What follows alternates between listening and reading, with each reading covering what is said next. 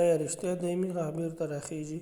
د مکمل معلوماتو ترلاسه کولو لپاره ویډیو تر اخره پورې ګورئ. چینل ضرور سبسکرایب کړئ.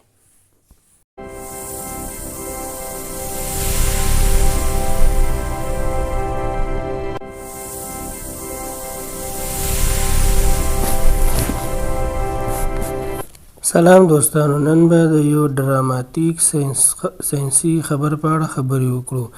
د سویلي کوریا ساینسپوهانو ادعا کړې چې دوی یو خاص پیچ جوړ کړی چې کیدای شي د انسانانو غاښونه بیرته وده وکړي. خو آیا دا حقیقت دی یا افسانه؟ راځئ چې ژور معلومات ترلاسه کړو. What is the peach claim to do؟ دا پیچ څه شی دی؟ د ادعا له مخې دا پیچ د مایکرونیډل ټکنالوژۍ سره جوړ شوی دی چې د ټګلسیپ په څیر درمل او وده ورکوونکي عوامل لري.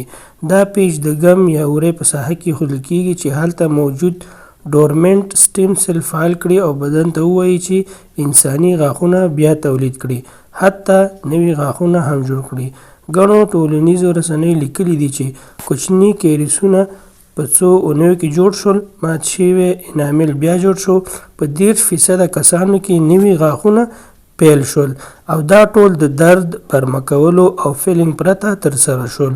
بټ ویټ، خو صبر وکړئ، آیا دا رښتیا دي؟ خو دا وخت د دې ادعا پر حقیقت سخت شکونه هم شته. غیر رسمي پوسټونه وایي چې دا پیچ د ریګروسټیډ لا تراوسه په واقعي علمي ژورنال کې خپور شوی نه دی، او کوم رسمي ساینسي راپور چې دا ثابته کړي په نړیوالو مراجعو کې شتون نه لري. کارپوهان وایي دا خبر ډیر احتمالاً ساینس فکشن دی او نه ثابت شوی حقیقت. کرنٹ سټیټ آف ریل ریسرچ، اوسنی د ریسرچ هغه حالات. په حقیقت کې ساینسپوهان په دې موضوعاتو کار کوي چې د انسانانو لپاره د غاښونو بیا لویېدو لارې ومومي، خو تر اوسه نه دي بریالي شوي.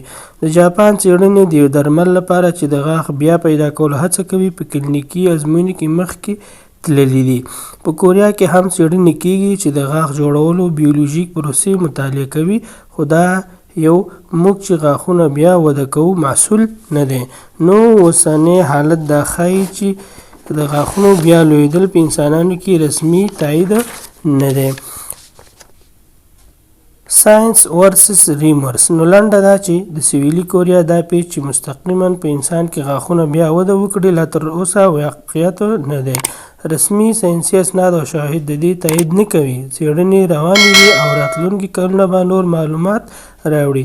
که تاسو ته دا موضوع جذابه وه، چینل سبسکرایب کړئ، ویډیو لایک کړئ او خپل نظر په کمنټ کې ولیکئ. لنډ حقیقت دا دی چې تر اوسه هیڅ ثابت شوی پیچ نه دی موندل شوی چې په بالغ انسان کې واقعا غاښونه بیا وده کړي او یا هم نمو ورته ورکړي. تر بل ویډیو پورې، السلام علیکم ورحمت الله.